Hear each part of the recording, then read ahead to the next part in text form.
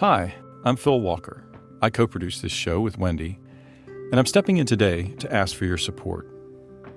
As a small nonprofit, the Mind and Life Institute depends on the generosity of donors like you, who allow us to offer this show freely and without advertisements.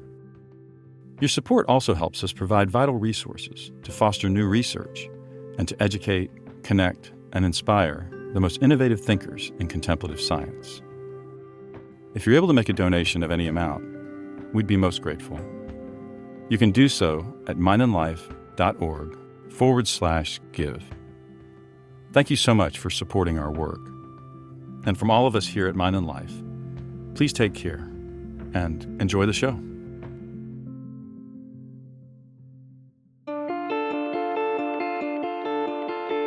There's no shortage in good intention on this planet right now. What's not there is moving from that individual intentionality to shared intentionality, and from shared intentionality to individual and collective action. So we potentially are the biggest movement this planet has ever seen, but it's a planetary movement that is not aware of itself. And a movement that is not aware of itself is not a historical force. And that's exactly what we need right now, because the challenges we face are just unprecedented. Welcome to Mind and Life. I'm Wendy Hasenkamp. My guest today is action researcher, facilitator, and thought leader Otto Scharmer. Otto is a world leader in the area of systems change, and he's helping us understand how awareness and the quality of our relationships are critical for the change we need today. I spoke with Otto last October, and I loved hearing his perspective on the divides that underlie the many crises we're facing today, and how he's seeing our potential for transformation. There's a lot in here, so I'll just share a few highlights for me. One was the links between his family history in regenerative farming and what he calls the social soil, kind of the fabric of our relationships, and how we can cultivate that. He also speaks about his connection with Francisco Varela and how fundamental Varela's ideas have been to his own work. Towards the end of the episode, we get into a discussion of what Otto calls the fourth person perspective, which goes beyond our traditional views of first, second, and third person perspectives into a kind of collective awareness. There's so many important insights here about leadership, the need to let go of old ways of being, and about waking up to the truth of our interconnection. Throughout this conversation, Otto refers to a set of ideas he's put forward called Theory U. Since we didn't have time to walk through the theory here in full detail, I wanted to point you to some resources in the show notes where you can learn more about it. There's a wonderful series of free videos there. I highly recommend checking them out if you're interested in this work, along with many other free resources available through a project called the U School for Transformation. Otto also has a new book coming out, which we talk about a little bit in the show. It's called Presencing: 7 Practices for Transforming Self, Society, and Business. I've been a fan of Otto's work for many years. He's really at the forefront of connecting the importance of mindfulness and awareness with creating meaningful change in the world. I so appreciate his work. I hope you really enjoy this one. It's a great pleasure to share with you. Otto Scharmer. I am so very pleased to be joined today by Otto Scharmer. Otto, welcome to the show, and thanks so much for being here. Thank you so much for having me on, Wendy.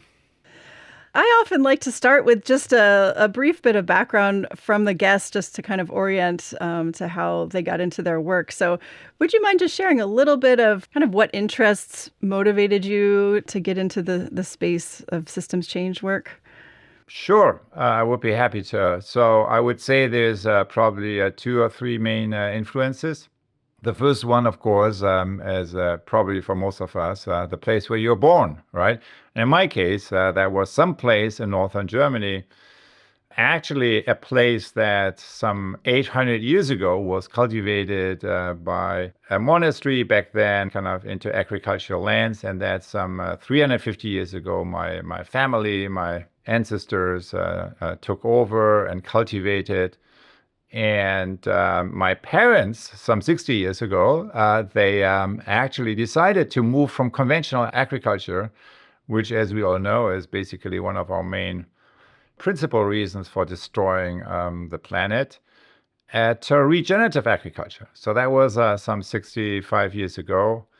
And that was the context. In fact, it was biodynamic agriculture. So it was really with some kind of spiritual awareness, kind of basically the idea was agriculture as if nature matters, as if kind of humans or social context matters, the people and the surrounding, the human community, and as if spirit matters, the less visible part of reality. And there was obviously one strong influence on me. And so you can see the footprints, right, of that influence directly in my work. And actually in April 2025, a new book will be launched that I co-authored and just completed. The title is Presencing: 7 Practices for Transforming Self, Society, and Business. And it's essentially about the evolution of systems thinking from the traditional mode of doing that in terms of the iceberg metaphor, right? Kind of so 10% of the reality is visible kind of above the waterline, and then the other 90% is really also what we need. The iceberg metaphor has been around for 70 plus years in systems thinking and for almost a century now in complexity theory. And it has been really very useful. But I also wondered, okay, 100 years on, perhaps it is about time to come up with a new metaphor, right? Perhaps a metaphor that is better in sync with the polycrisis of our time, that really calls on us to also evolve what we call systems thinking to a new level, right? So that's really essentially what later my work revolved around. And what's proposed in this book is to move from the grounding metaphor of the iceberg to the grounding metaphor of the social field, right? Essentially the social soil. So what is a social field? It has a visible part, what's growing above the ground, and the invisible part, which is the most important one. And that's what I learned from my parents, essentially. Because as a regenerative farmer, where's all your attention, right? All your attention is on improving the quality of the soil, right? And when I look at what I am doing in my life and what probably many of us kind of now attending to this conversation are doing, we are actually the social farmers, right? The farmers of the social field, the gardeners, you could also say, of the social field. And what is the social soil that we need to cultivate? What's the invisible part, the social field that, if cultivated, really allows us to move into flourishing? And that's essentially the quality of our relationships and the quality of our attention or our consciousness, you could say. And that's basically the core idea of that book. And the 7 practices are really about the core practices that we use to cultivate the social fields. And the first one, now that we talk about that, is goes back to the core founder, together with His Holiness, of the Mind and Life Institute. And that is Francisco Varela, right? Yeah. And when I had the blessing to meet him twice in Paris. I remember the first time I met him, that was in 1996, and he said, there is a blind spot in Western science. And the blind spot is that the problem is not that we don't know enough about the brain. The problem is that we don't know about experience. Everyone believes that we know about how we access experience, and I claim we don't. So that was his proposition. And to my own surprise, when I transcribed the tape, I shared that with my colleagues at MIT and beyond, and I was surprised how strongly that resonated, particularly with social change makers as well. And then when I came back to him in 2000, just a year or so before he passed away, way too early, as we all know, I asked him, so what you told me last time had a strong impact on many people. They really resonated with that. So have you done more work on that? And he responded, well, that's the main thing I have been working on since. And he showed me that what was, published then in a book subsequently, kind of the core process of becoming aware. And the three main activities there, or gestures of awareness, I think how he called it, suspension, redirection, letting go, as his way of synthesizing the various traditions, the three traditions that actually deal with how we access experience, which is meditation, phenomenology, and psychological introspection. So that's essentially what the theory U process, which is essentially an awareness-based process of systems change. It says kind of you can't change the system unless you transform consciousness. And then the U process is essentially the process that is required to move you from one level of awareness, or you could say one level of consciousness, to another one.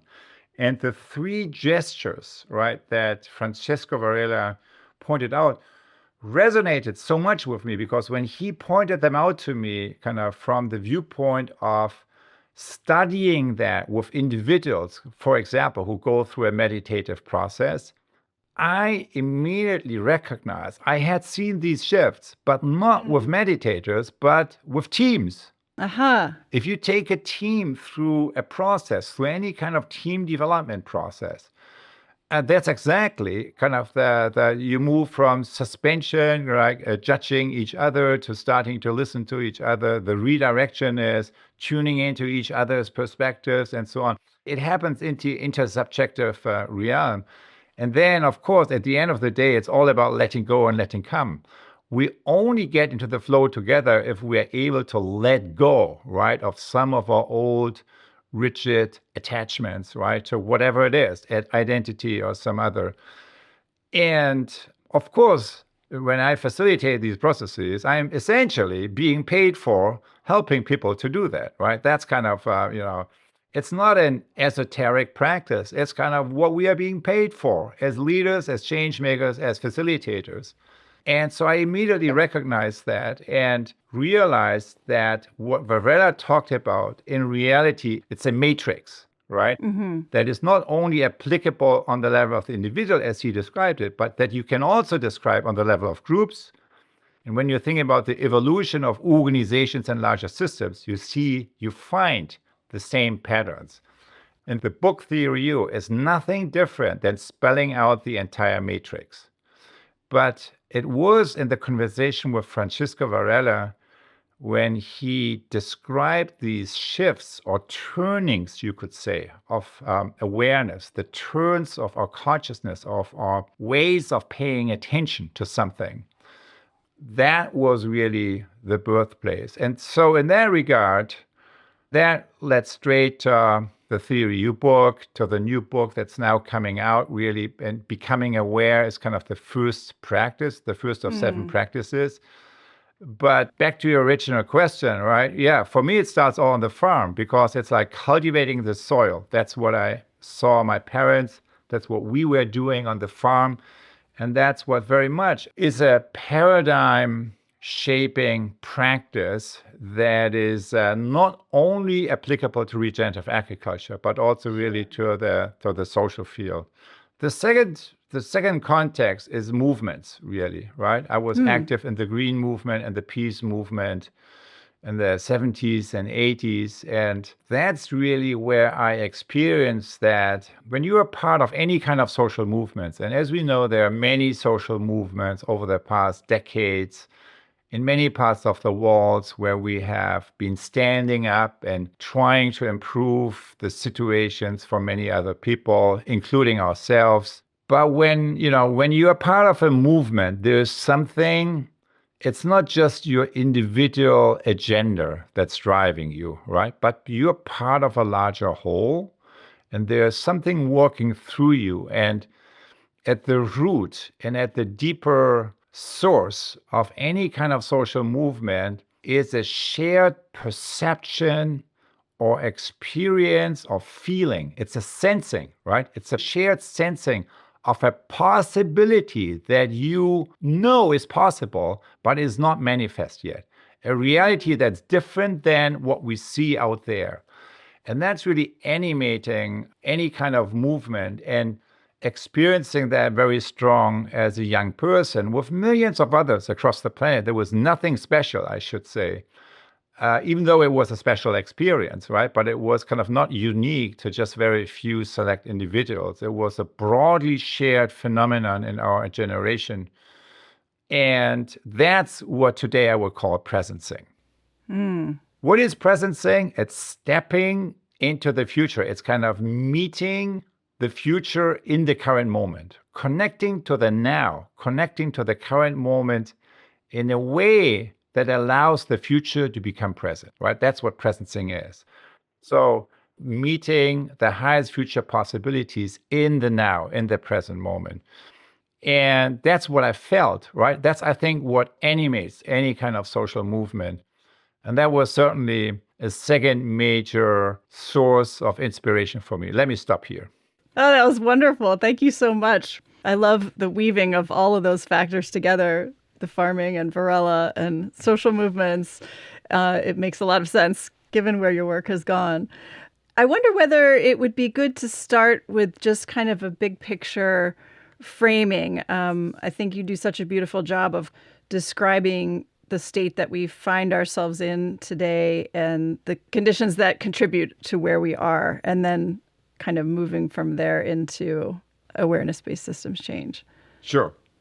So I think when you say conditions, what I assume you're referring to is the ecological divide, the social divide, and the spiritual divide, right? Yeah, exactly. So I would say basically there's actually a straight line from where I ended, right? The social movements. I realized, okay, so we are protesting against all these things, good and fine, and we all do our fair share of that. But what are really the root issues? And I realized, well, a lot of the root issues have to do with the economy, right? Yeah. So that's kind of probably, I don't know, it's not all of it, but perhaps half of it or something. So that's where I put my studies. So I took economics and management, did my PhD in that. You know, I wrote, funny enough, I wrote a PhD thesis about the reflexive modernization of capitalism as a revolution from within, right? Kind of as some kind of renewal from within. Yeah. Now, of course, no one ever read it, let alone understood it. But in what I was realized, kind of my family was making fun of me, as you can imagine, in a farm, basically an unreadable book, another one, right? So it's, and I realized, what the heck am I doing as a social scientist, right? I could talk about everything, but was I of any use? Was I of any use to anything? And I realized I could just talk about the new economy, but was I really helpful to the change makers in the field who actually try to embody this stuff? And the answer probably was somewhat sobering. So that's what brought me to MIT, right? Because at MIT, there is the tradition of action learning and action research and of systems thinking. And it was that combination that really drew me there. Can you describe just briefly action learning and action research, just in case our audience isn't familiar? Yes, action learning, action research. So one of the key founders is Kurt Lewin. He emigrated from Berlin in Germany in 1933, the moment Hitler took power. So he went to the US, and together with other colleagues, he became a founder of what today is known as action learning as action research. And my mentor at MIT, Ed Schein, who also emigrated from Central Europe because of Nazi Germany, he worked in that tradition. So I grew up kind of through Ed Schein very much in that tradition. That's actually what brought me here. And the first principle that Kurt Lewin put out is, you cannot understand a system unless you change it. So in other words, if you are just a social scientist that is watching stuff from outside, describing stuff from outside, then you are not understanding anything. You need to go out into the field. You need to really participate in the making of change in order to get access to the knowledge that's relevant to that situation. So that's really the tradition that drew me here. And when you look at systems from the lens of systems thinking, at current reality, what do we see? We see basically this. We collectively create results that nobody wants. And what are these results? It's those three things. The ecological divide. We're destroying the planet, right? We all know that. Climate change, biodiversity loss, the pollution with plastics and so on and so forth. Social divide, right? Inequality, war, and essentially a phenomenon of societies beginning to fall apart, right? I mean, you're in the US here, I am. I mean, if we look around, that's what's happening around us. You go into other countries, you see some of the same phenomena. Go to some countries in South America, you see it in other regions of the world as well. Not always as advanced, but this is the polarization, right? It's the beginning of that. And so that's a pattern we are well familiar with. And then what is the spiritual divide?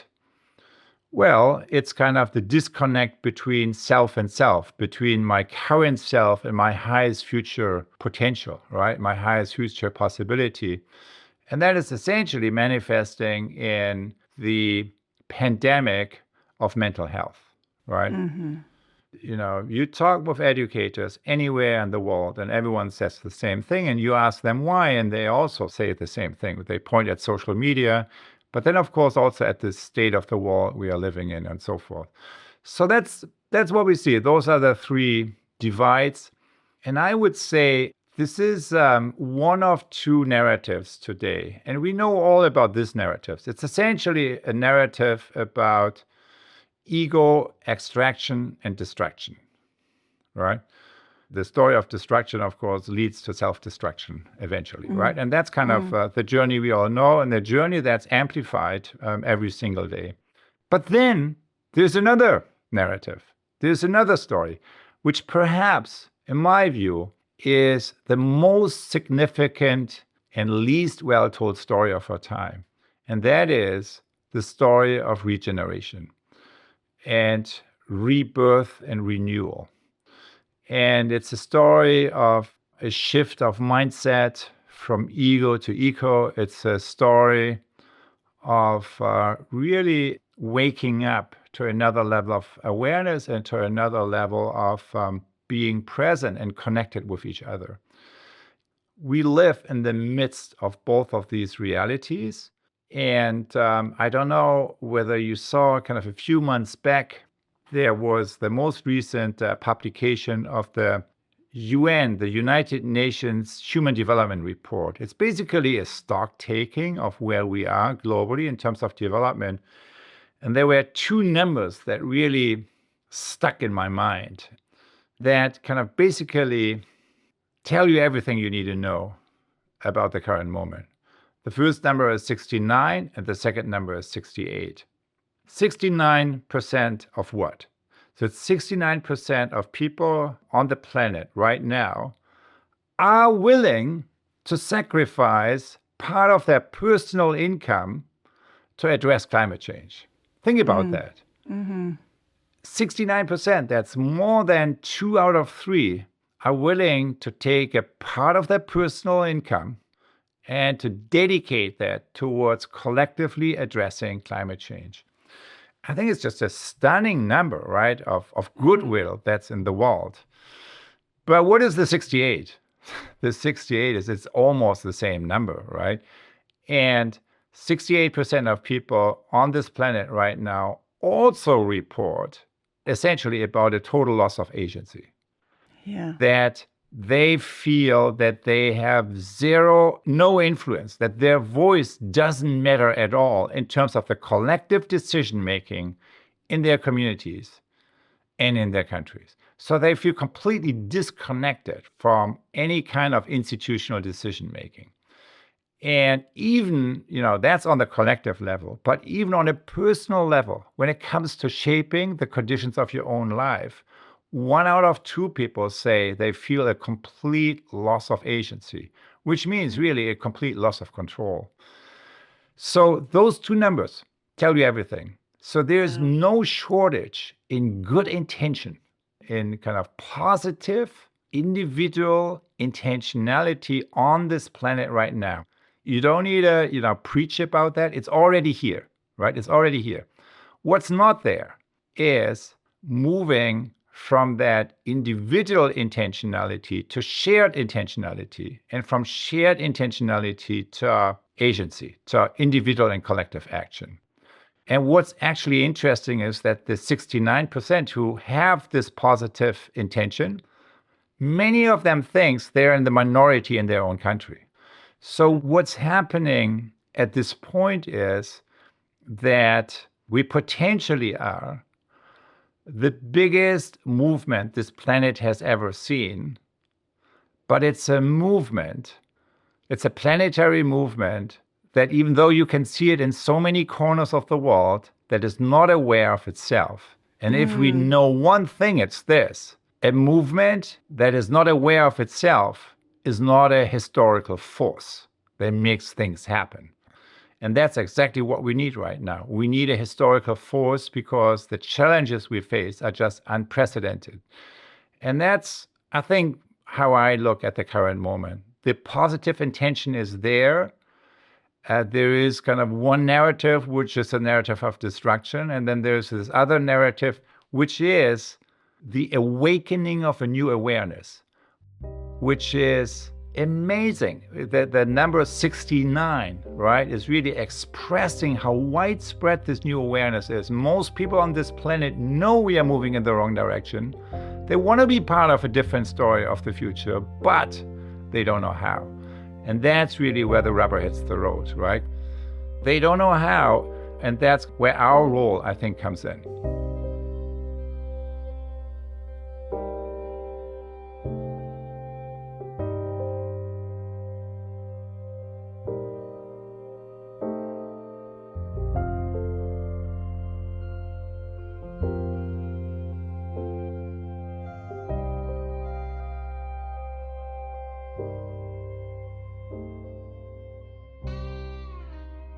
It's beautifully laid out. One question came up while you were talking about that. I think that it can be a little confusing, certainly for folks who don't think a lot about systems change or aren't in that space. You know, we feel, you so well described, I think, this feeling that so many people have, that they're willing, to sacrifice and to do work. And there's this kind of burgeoning energy, but it's like disconnected somehow, or as you said, not aware of itself, which I think is really interesting way to think about it.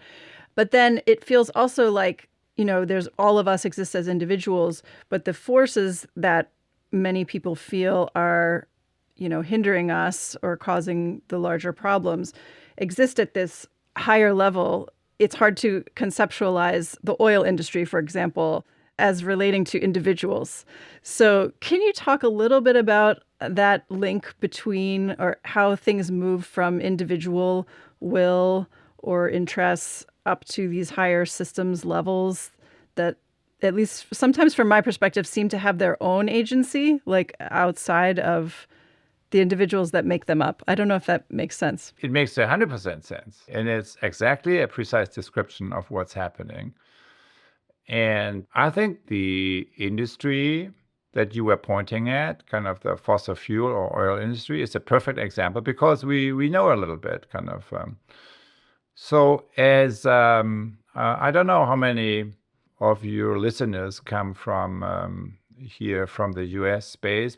Some of you may remember in the early 2000s, there was a majority in the US of the population that supported actually a carbon tax, right? Because climate change is an issue, kind of let's come up with some mechanism that allows us to steer in a more helpful direction. And so that was a majority view. That got the attention of the fossil fuel industry, and they were able to mount a campaign, right? They got more than $500 million for that. So it was well funded and well coordinated, right? So you also need to give credit there, kind of well coordinated. And they essentially staged a campaign. And so I don't remember all the details when I read that study, but essentially one of the central tenets was because you cannot refuse flat out climate science, right? Because science is science. But what they did is to sow doubt, right? Yeah. Amplifying the voice of doubt was the strategy, right? And then discredit, of course, all the climate scientists, right? That was the other piece of that. But that's kind of goes with the doubt. So it's basically, okay, so that's what this study says. But aren't there just also other studies kind of that claim something very different? And you don't realize that 99% of people say one thing and it's like 0.5% kind of who funded by fossil fuel kind of suggest something different and so on. So it's through these strategies, well orchestrated and well thought through, that the majority view in the United States flipped. And that basically led us to the place we are now, right? So, yes, there are these forces. And I would say, because, we all are kind of connected, around kind of mindfulness and so many other good things that happen. But what is the biggest blind spot, right, in the mindfulness movement, right? Because that's something worth talking about as well, right? And I would say it's this, that the theory of change, many of our movement, right, would subscribe the following statement. The theory of change is, well, if only enough people engage in individual mindfulness practices, that will shift the state of the system, right? That will shift things to the better. And what I would say as a systems thinker is, yes, that is certainly kind of having a critical mass, right, of individual cultivators. I would say that's a necessary but not a sufficient condition. Something else needs to kick in, and that is really acknowledging that a system is more than just the sum of the parts, right? A system has, most importantly, its own interiority, right? As cultivators, we cultivate what? Our interiority, right? And each system really has also a collective interiority. And that is really where I would say as a movement, we have our biggest blind spot, and where with Theory U, we try to make a few contributions at least towards methods and tools that allow us to cultivate the social soil, if you allow that language, on the level of the collective, right? In other words, kind of using the power of mindfulness and the power of awareness, not only for cultivation on the individual level, but for the transformation of the collective. So that's a very important agenda item, I would say, particularly because in any kind of historic tradition, right, it never goes easily kind of and from one year to another, because you have entrenched special interests, right? And they do exactly what we saw in the example of discrediting the climate movement. And they are, of course, because they are vested interests, they are better funded. They can more easily organize because it's only a few key players usually, right? If you have a large group, it's much harder to organize that, right? So if you have kind of a few big players, you just get together in one room and you come up with a strategy, you agree on who does what and done, right? So it's much more easy. It's well known in the world of organizing, right? And in research around collective action, that there is a structural disadvantage to the large groups. And if we look at this whole thing more from a governance point of view, it's very clear what are the two, there's like the most powerful voices are overrepresented, kind of all the less powerful voices, particularly the one that, are in large numbers and can less easily organize, are less well organized. But who is completely absent, right? Two voices, the voice of the future generations, and the voice of non-human species. And that's really, I think, the task of our age, to really fill that gap. I am part of the World Future Council, and kind of we have been advocating for, having an envoy for future generations, kind of really kind of a role, an institutional role that is advocating that voice, also on the UN governance model. And that has been just is in the process of being adopted. That's a minor step in that direction, but it's a long way to really, in a more comprehensive way, including that. But what I would say is, as always, it will be a back and forth. And the work of awareness, but also the work of improving the quality of our relationships, kind of the capacity building around deepening our sense, our capacity to listen and dialogue with each other across boundaries, across different interests.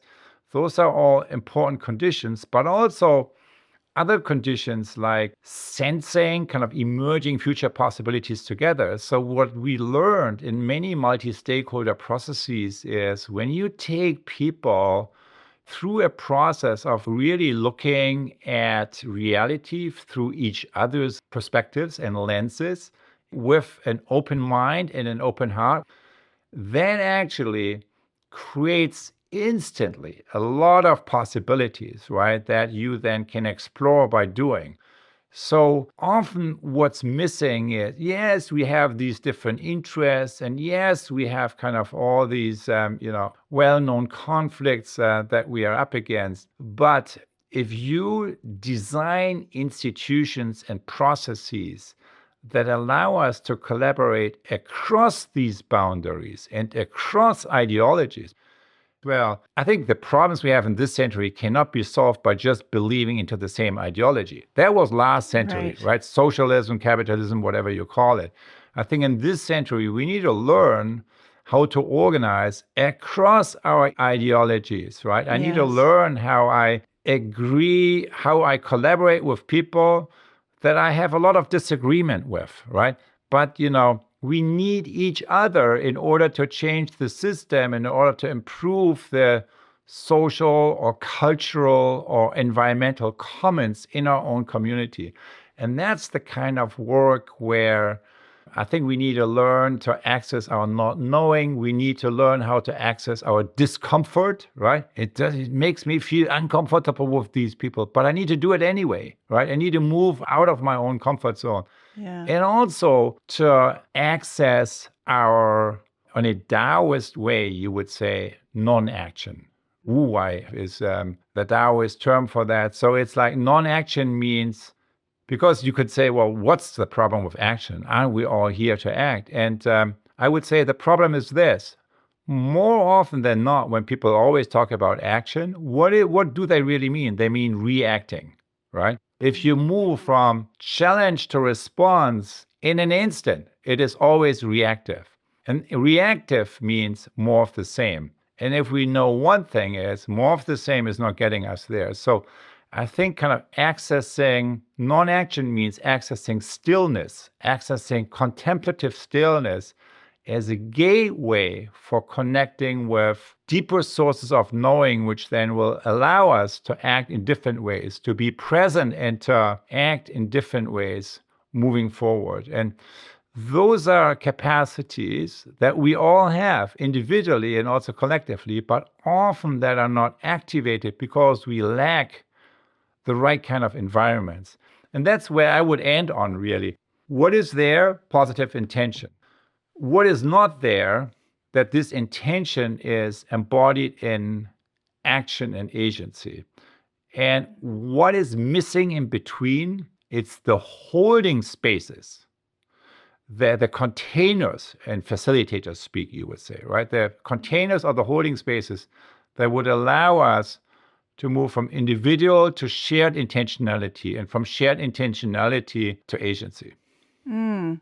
I love that. Can you talk a little bit more about those holding spaces? I think that's so important. And yeah, it relates to that non-doing space of this kind of having this container. Strikes me that there needs to be a lot of safety and trust existing in that space in order to be able to cross divides and sit with that discomfort and all the things that you so clearly express that we need to be doing in this moment. A lot of the things you're describing just arise for me. It's like, oh, how do we do that?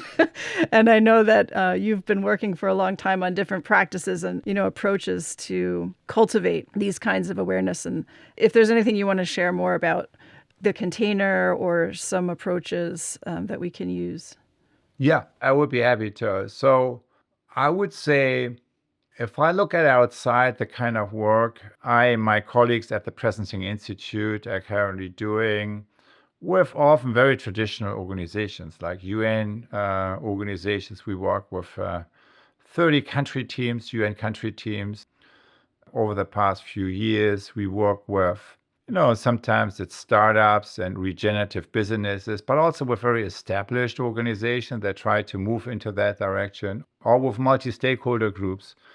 Sometimes also kind of with broad and diverse grassroots movements, like in Latin America, the Ecosystem Leadership Program we are running there. In all these cases, I am actually very surprised how willing people are in general to lean into new ways of connecting with themselves and with each other. In the face and in the knowing that something is going on in the current moment in our world, kind of not just, locally, but also in the larger scheme of things, kind of at the end of the day, it's a planetary phenomenon that is profoundly moving us in the wrong direction, right? And that needs redirection, intentional redirection, I would say, now. Mm-hmm. So that's many people feel that. So what is the U process really, right? And what is leading by theory U? It's something very simple. And it's kind of really coming, I'm now referencing the third gesture of awareness that Varela mentioned to me, right? It is leading by letting go and letting come. Because at the end of the day, going through the bottom of the U, which means kind of the deepest point of a transformative change process, what is at that deepest point? It is a process of letting go and letting come.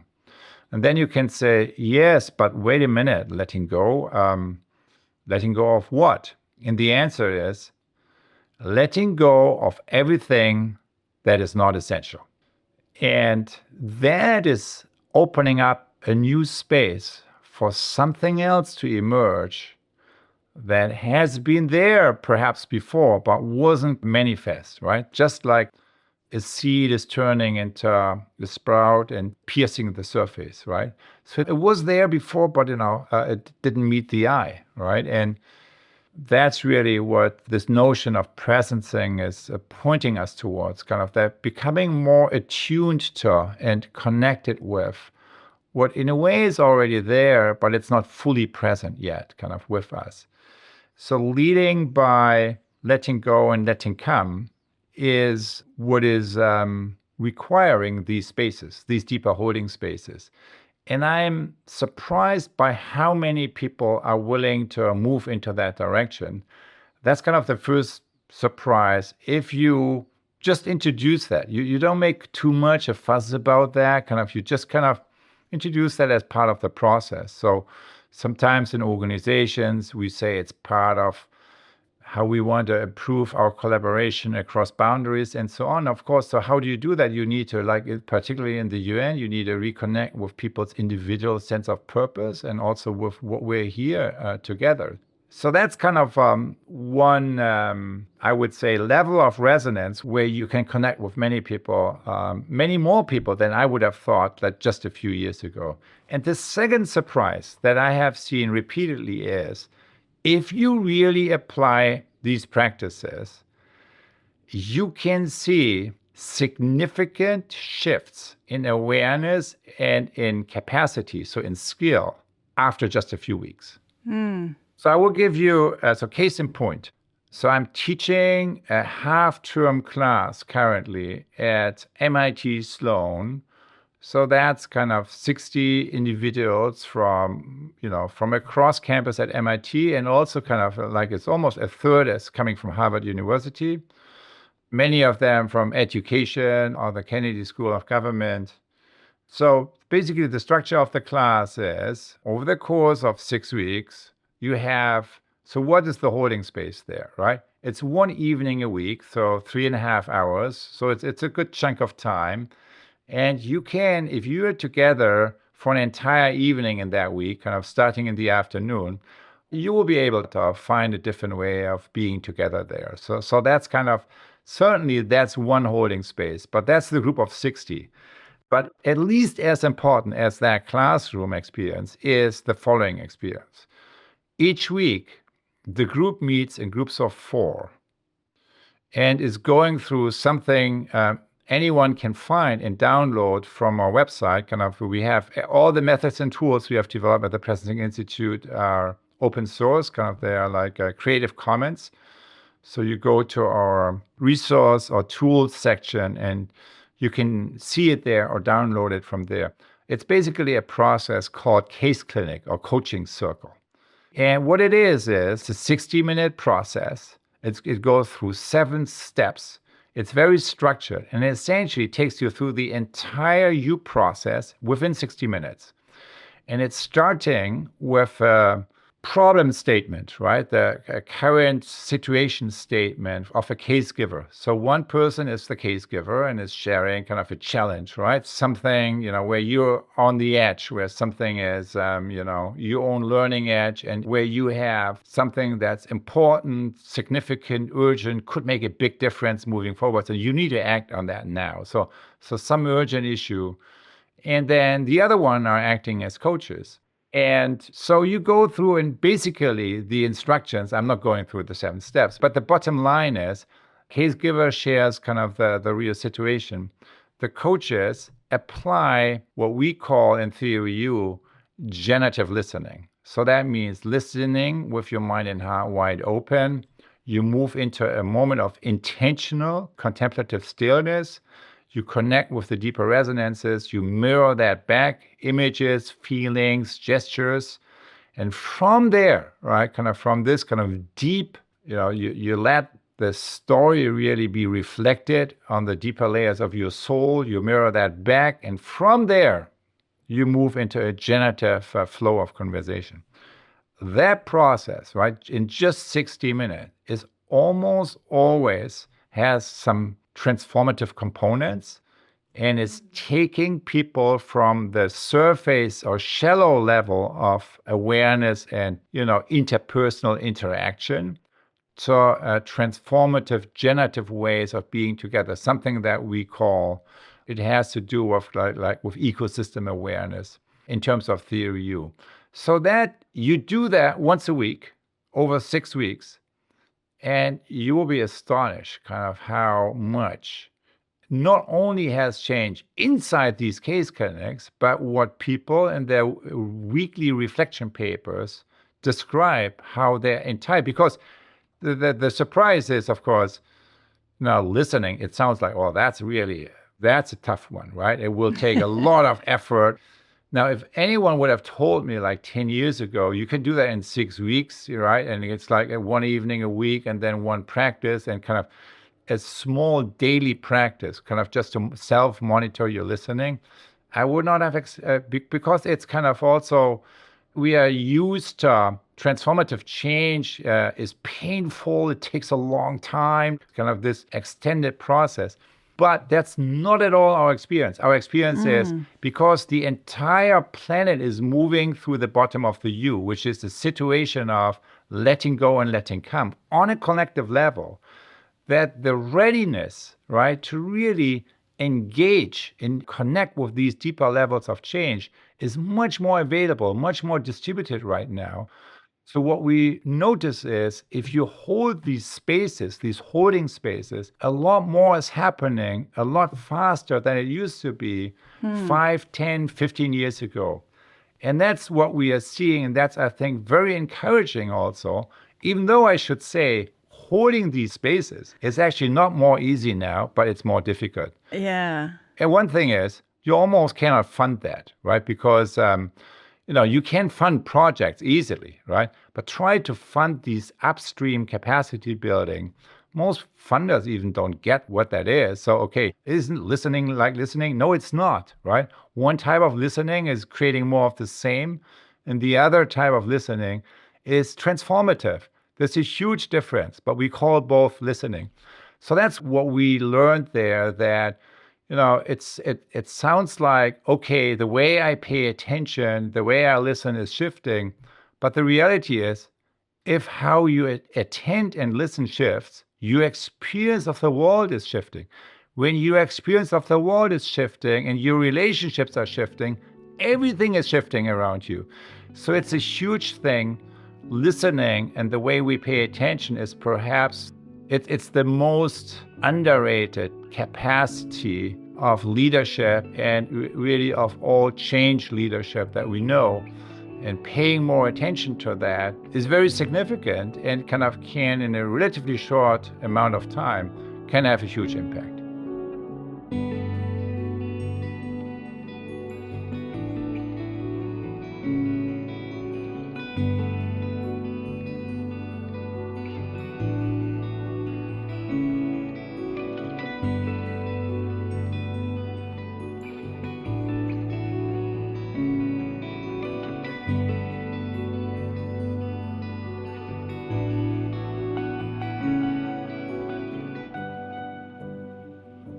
That's so fascinating what you were saying about how, and I know we haven't really stepped through Theory U in detail, and we'll provide all the links in the show notes. Hopefully listeners can go and learn about that.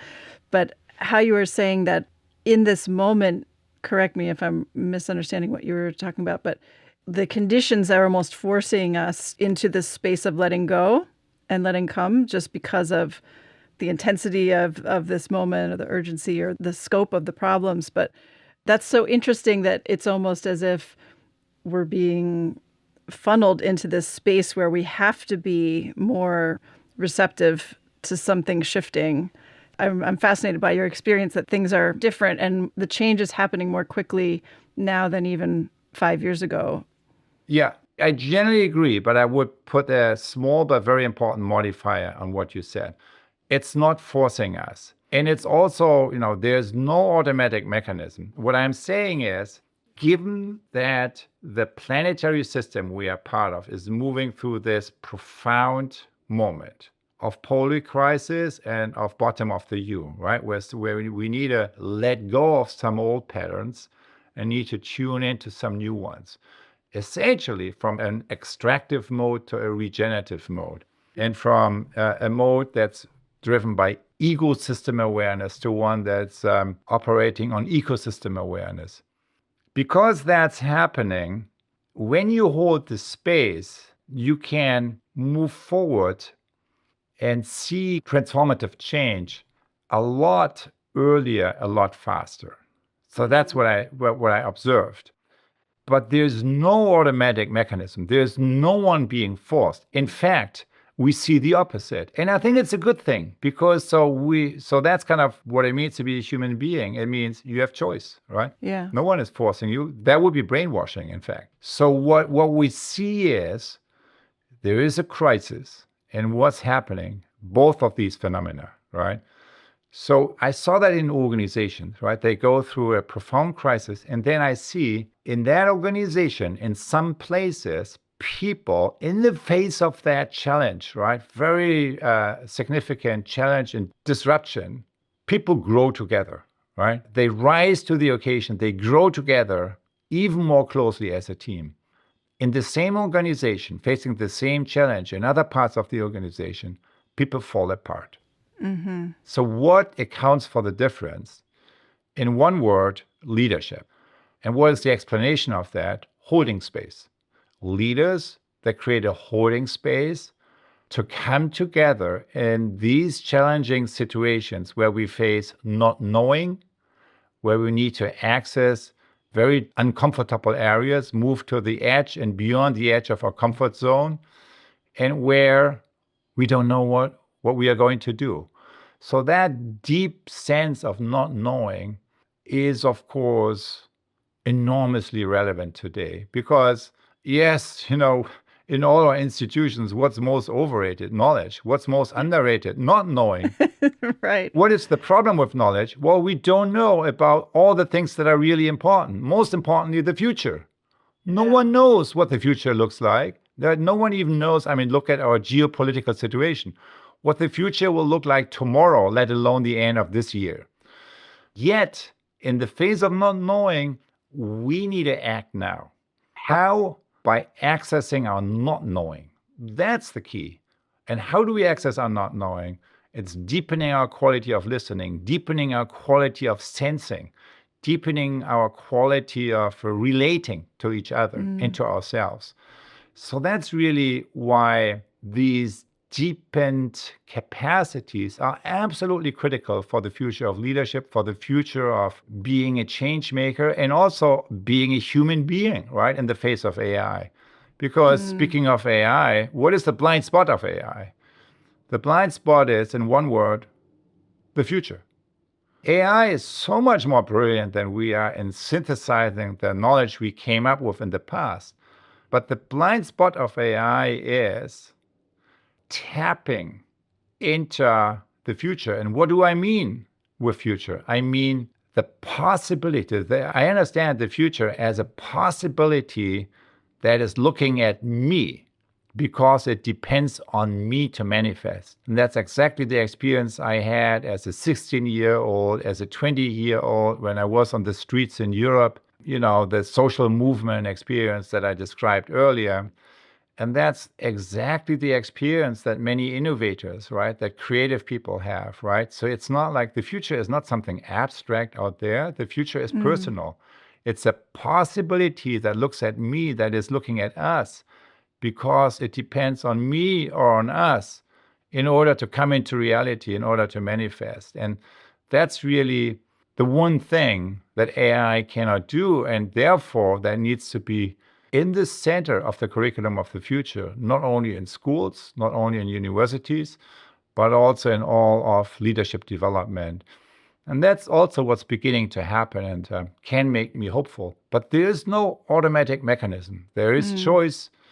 And I think that's a good thing. And we see, when we look around, both of these phenomena, or we see people coming together in new ways, creating islands of coherence where something new is being born, while at the same time, we see in other places that things are increasingly falling apart.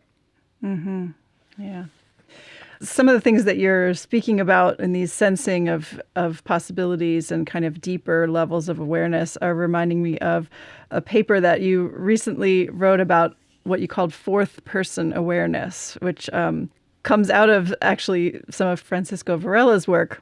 He did a lot. I think listeners will probably know some about the relationship between first person and third person awareness. But I'm wondering, I had never heard of or conceived of fourth person awareness. So could you give just a little quick overview of the standard first, second, and third, and then what you mean by the fourth person? Yeah, that's I would be happy to. And you're right? Kind of Francisco talks about first person knowing. And in fact, I remember kind of when I interviewed him in his office, he pulled a journal for consciousness or something kind of out of a special issue of some journal that was on consciousness and first person knowing, out of his bookshelf, and said, look, this just came out. This would not have happened, he said, like a few years back. And so he was very proud of that. And it basically validated first person approaches to knowledge. And that's kind of basically the conversation that we started with our interview, which is really about how we access experience and psychological introspection and phenomenology and so forth. And that all of that is grounded in, so I remember this funny term he had. He said, you know what? We all need to become black belts of first-person experience, right? Black belts of perception, which means kind of, because what's the problem with first-person experience? It's not good. People make up shit, basically, right? Yeah. So we are not precisely describing actual experience. Kind of we describe kind of what we make of that, but we are not precise in our observations. And that's kind of where, when he says black belt, it means really being precise, sticking with our observations. That's kind of first person. Second person is intersubjective, right? So you and I, right? We talk, kind of, we can agree, we can disagree, kind of, we have a discourse, and so he also talked about that, right, Francisco. And then third person is basically kind of when you put up a camera, right? Kind of everything that's on the Zoom thing, right? So it's it's our voice, kind of our visual, everything you can see, particularly also what you can quantify, right? Kind of numbers, what you can measure and weight and so on. So over the years, so that's kind of usually kind of first person, second person, third person. You need all of that. So that's kind of Yes. the mantra in action research, right? And I have heard that for many years. And I always scratched my head and I thought, really, is that really all? Because in my experience, of course you have all three, but if you really go with a community, and I'm sure that many of the listeners in this podcast now will have that experience on their own, right? If you really double click on any episode of deep change that you have been part of, and it can be, so if I just talk about my own experience, the loss, kind of the passing away of a person really, really close to you, right? A loved one. If you have the blessing to be present in those last days and those last hours and in the moment when the crossing of the threshold is happening, if you really look at what happens in your awareness there, is that really just first person, second person, third person, or is there something else going on? If in all kinds of profound episodes of deep change, there is for a long time often, and that's often when people feel stuck. In most episodes of change, we feel stuck, right? Stuck in what? Stuck in old patterns. And, that's why years back, 20 years back, when I wrote Theory U, I talked about the bottom of the U in terms of the eye of the needle, right? So you need to cross a deep threshold. It's hard to describe what it is, but it has to do with a profound letting go and letting come. And unless you cross that threshold, you will just see more of the same. So, but when you now talk about that in knowing, right, what kind of knowing? So when you cross that deeper threshold, I often felt that the moment that happens, something new becomes, enters the awareness that wasn't there before. And I interviewed years back a circle of women, 6 women. I learned a lot from them, right, in terms of holding space, really. And they called themselves Circle of 7. So 6 women who had their circle practice, and they called themselves Circle of 7. Of course, the obvious questions in everyone's minds is kind of who is the 7th? Yeah. That was, of course, the question. I went out to Ashland, Oregon, and kind of one of our Presencing Institute co-founders was a member of that, Beth Gender Noah, and Glenifer, and many others. So I met with them, and for a day or two or something, I asked that question. And what they shared with me is, and what I also experienced in the conversation with them is this: the moment we really enter this deeper space, something else becomes present in our awareness. And they refer to that as the presence of the circle being. So there's kind of a beingness that we have together, right? And the way we can experience this is this, that something is looking at you that is not you. It's very much connected with you, but it's looking at you and it is not you. So that's the presence of the circle being. That's how I experience it.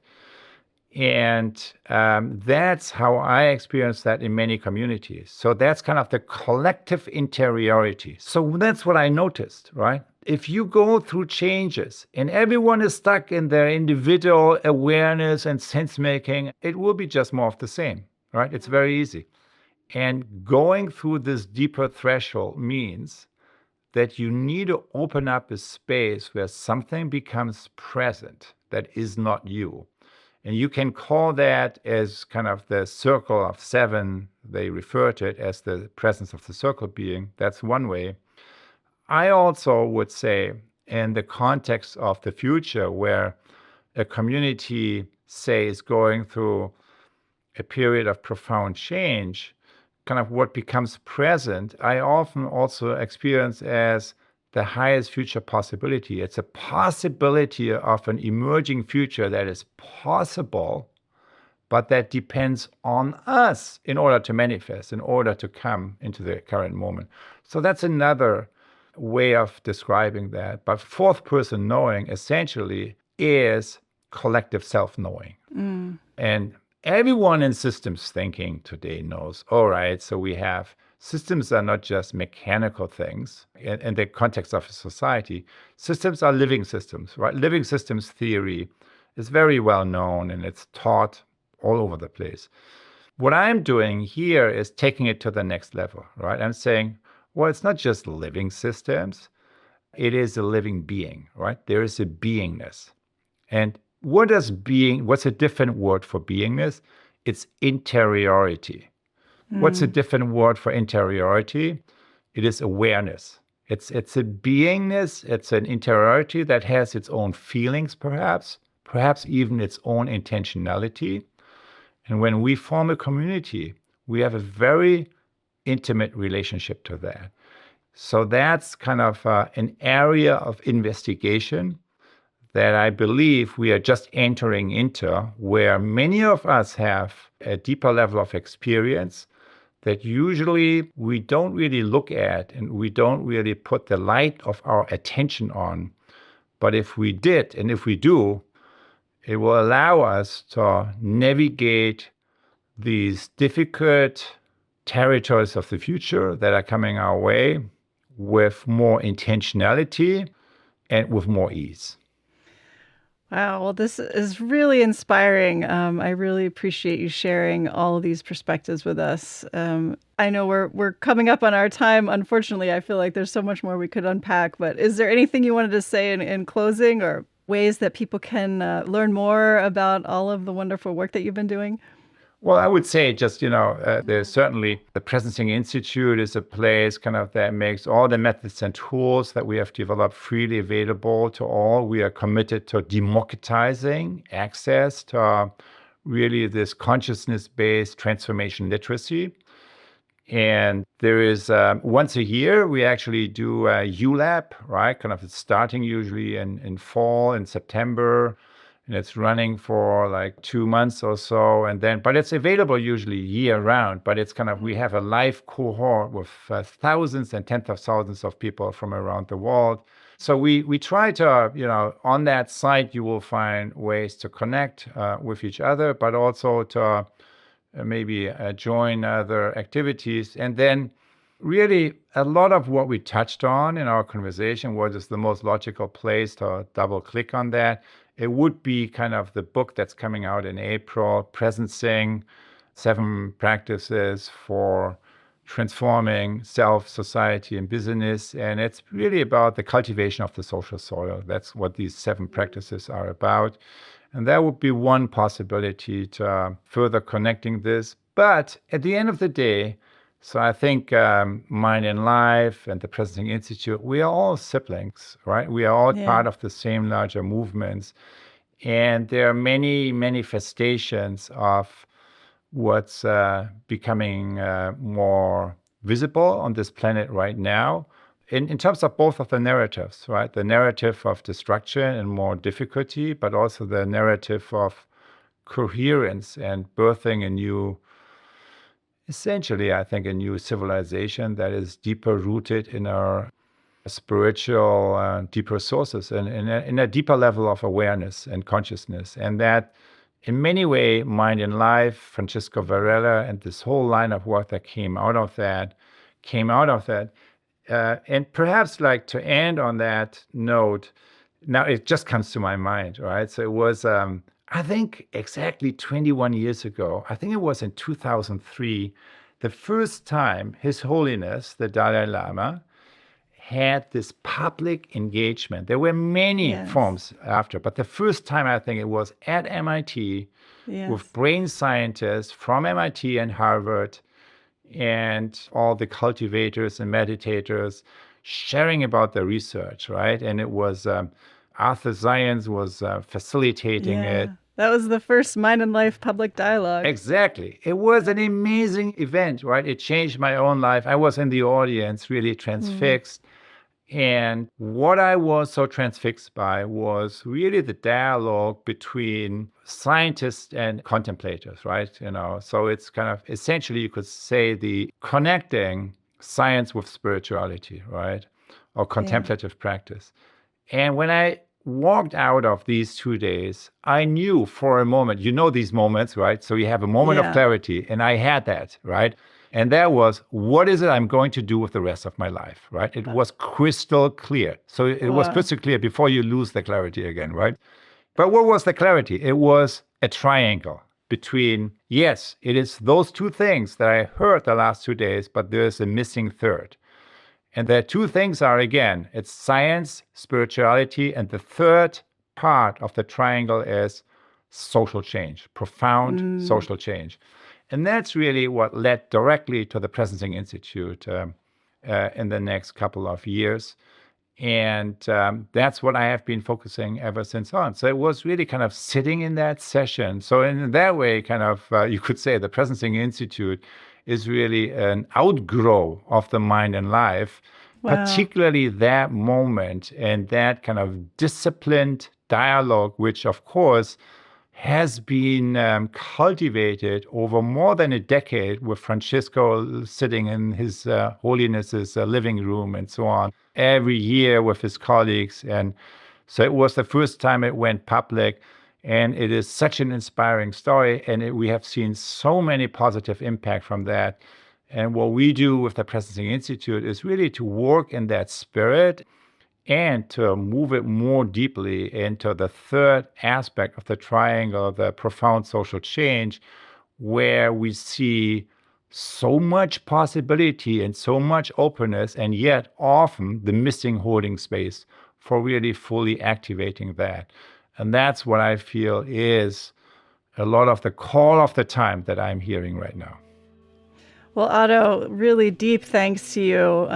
Thank you so much for all of the work that you've been doing in carrying this forward. It's amazing to hear that story of the lineage from that experience at MIT in 2003. And yeah, just thank you for taking the time to share this with us today. And I look forward to staying connected. Thank you, Wendy. It was a pleasure. And I look forward to staying connected and exploring more possibilities. This episode was edited and produced by me and Phil Walker, and music on the show is from Blue Dot Sessions and Universal. Show notes and resources for this and other episodes can be found at podcast.mindandlife.org. If you enjoyed this episode, please rate and review us on Apple Podcasts and share it with a friend. And if something in this conversation sparked insight for you, let us know. You can send an email or voice memo to podcast@mindandlife.org. Mind and Life is a production of the Mind and Life Institute. Visit us at mindandlife.org, where you can learn more about how we bridge science and contemplative wisdom to foster insight and inspire action towards flourishing. If you value these conversations, please consider supporting the show. You can make a donation at mindandlife.org under support. Any amount is so appreciated, and it really helps us create this show. Thank you for listening.